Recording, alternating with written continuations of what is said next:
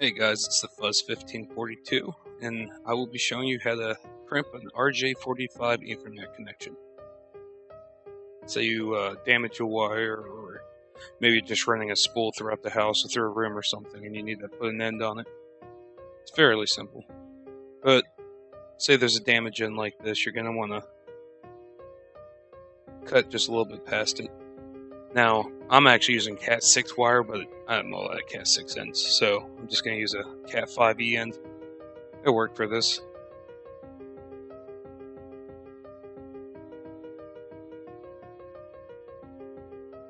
So my particular crimpers has a cutaway where we'll just cut the outer protective cover of the insulation. If you don't have this, just be careful when you're cutting off that protective cover, because you do not want to nick any of the wires inside. Even if it doesn't short out, you can get crosstalk or interference from exposing any of the copper.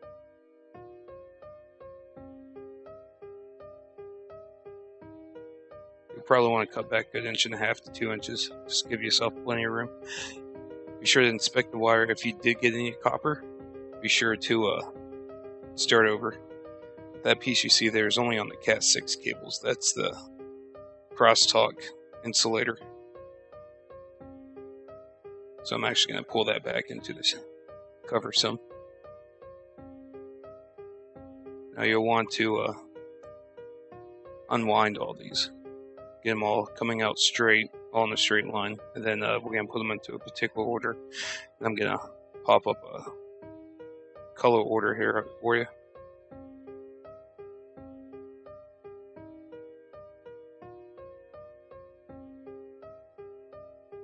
It can be a little tricky when you're trying to get them into a particular order because they will fight you some, but if you nag them enough, it'll be fun. Here's that color: orange stripe, orange, green stripe. Then it jumps to blue, blue stripe, solid green, brown stripe, and solid brown. Order is extremely important on this. But you'll have plenty of time to double check and triple check that before you finally crimp it. Like I said, these guys like to fight you.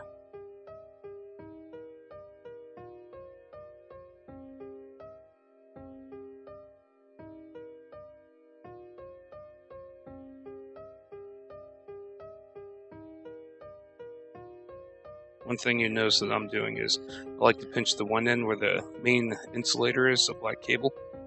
Pinch it with your one hand, and then kind of pinch and pull with the other, just to help keep it a straight order.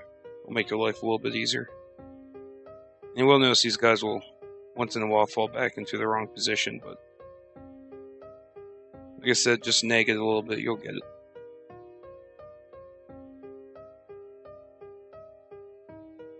One thing is that I'll do, I'll actually, because I'm fighting the Cat 6 insulator, I'll actually take two of the wires and kind of twist them right there at the end of the insulator.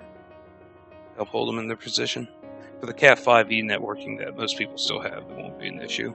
The Cat 6 ends actually have a separate insulator that goes into the end, but I'm all out of those. Yeah, just keep fighting it.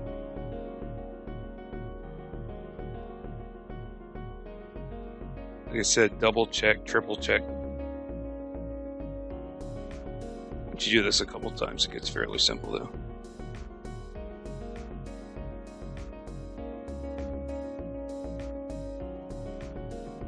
Here, see me pull back on the black cover a little bit to kind of pull the insulator back towards the end.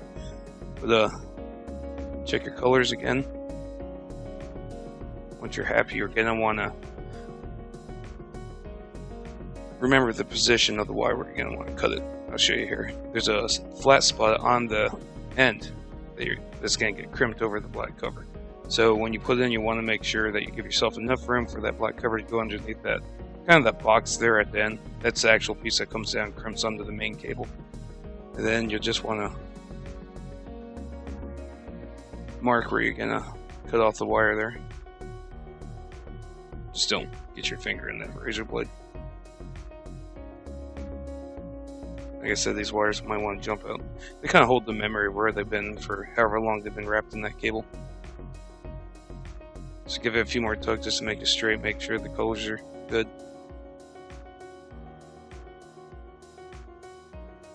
And the wires might not be perfectly flat at the end, but that's okay, because when you push into the end, you're gonna push in fairly snug to make sure that the cable goes the whole way to the end, and they'll straighten themselves out. And the end that you're going to crimp on actually has a little guide, so they'll help guide the wire into the proper channel, as long as you got them fairly straight there.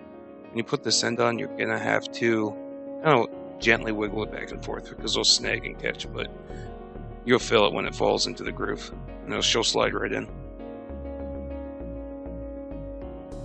Just pushing so it's nice and snug. Make sure that all those ends go the whole way out. And when you look at the end, most of them are clear, so when you look at the end, you should be able to see the copper. Hard to see off my camera here, but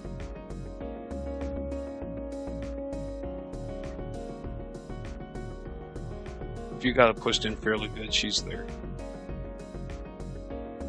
And just make sure that that cover of the main wire is going past that crimp point.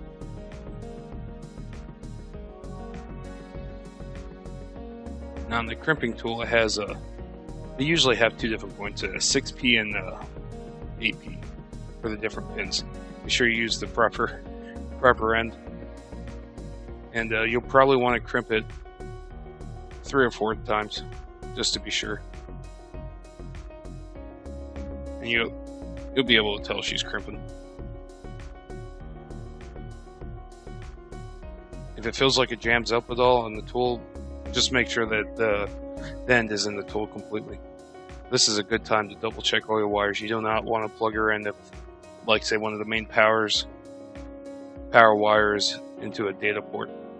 So a good time to double check all that. Make sure the wires are out the whole way, and you can actually see where the gold tip comes down and pierces the protective cover of the individual wires.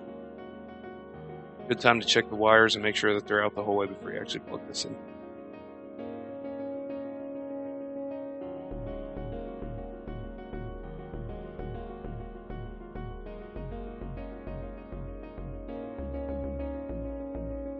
Alright, once you're convinced she's good, plug her in, make sure you get the connect and the data light. Make sure it's linking up good. Then I personally like to run a speed test. So this will show you that everything's hooked up correctly, because if it's not, it'll probably not work at all, honestly. Just to make sure nothing's fishy. I like to use the Xfinity one because it tests both the IP4 and the IP6. IP6 is pretty much the next generation of internet protocol. And yeah, it's looking pretty good. The particular server I'm testing out, the uplink speed, it jumps anywhere from 6 to 12, 14 megabytes per second, so I'm not worried about that. But yeah, she seems to have a pretty healthy connection. Yeah, I'm hitting 150 megabytes per second.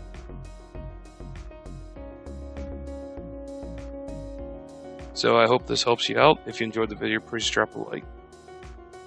And subscribe if you wish. I plan to be putting out more videos like this in the future.